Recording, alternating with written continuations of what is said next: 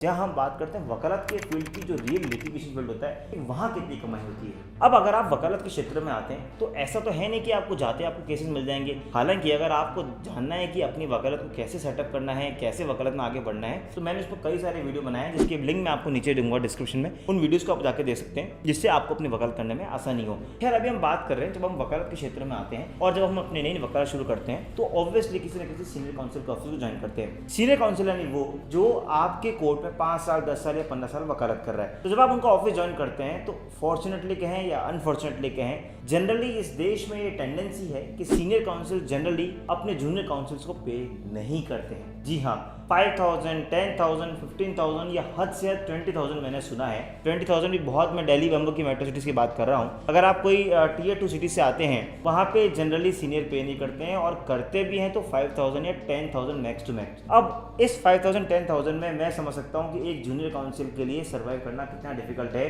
क्योंकि आज के अगर हम टाइम में पेट्रोल की बात करें तो ही उसमें पूरा नहीं होता है। तो आप सोचें कैसे वकालत करें, कितनी डिफिकल्ट हो जाती है। लेकिन इसका एक दूसरा फैक्टर भी है। अगर आप अच्छे सीनियर के ऑफिस में जाते हैं, भले ही आपको वहाँ पे अच्छा स्टाइपेंड नहीं मिल रहा हो, लेकिन अगर आपको फाइल्स आर्ग्यू करने को मिल रही है और अगर आपको वहाँ पे काम सीखने को मिल रहा है, तो वो 5,000 या 10,000 कब 5 लाख या 10 लाख पर मंथ बदल जाएगा, वो आपको भी पता लगेगा। तो अगर हम आज बात कर रहे हैं कि वकील कितना कमा लेता है, जब जूनियर काउंसिल किसी सीनियर का ऑफिस ज्वाइन करता है, तो आप मान के चलें 10,000 15,000 वो उसको वहाँ से स्टाइपेंड मिलता है। और अगर कई बार अगर सीनियर बहुत ज़्यादा बेनिवोलेंट होते हैं, जैसे मेरे सीनियर थे, तो वो कई बार आपको क्लाइंट केसेस दिला देते हैं, और क्लाइंट केसेस दिलाते हैं तो आपको काफ़ी अच्छी उसमें कमाई हो जाती है, और 30-40 हज़ार आप महीने का वहाँ से कमाना शुरू कर देते हैं। अब जब आप जूनियर काउंसिल होते हैं, जब आप आगे बढ़ते हैं, तो आप एक इंडिपेंडेंट काउंसिल के रूप में बढ़ते हैं। 4 साल 5 साल जितना आप सीनियर के ऑफिस में रहते हैं, उसके बाद आप वहाँ से छोड़कर अपनी खुद की एक यात्रा शुरू करते हैं। तो जब इंडिपेंडेंट काउंसिल ग्रुप में जाते हैं, तब वहाँ पे पैसा मिलना शुरू होता है, और यहीं से एक डिसाइड होता है कि वो वकील कितनी फीस लेगा। अगर आप क्रिमिनल साइड प्रैक्टिस कर रहे हैं, और अगर आप सपोज बेल एप्लीकेशन की हम बात करें, तो मिनिमम मैंने देखा है कि 11,000, 21,000 या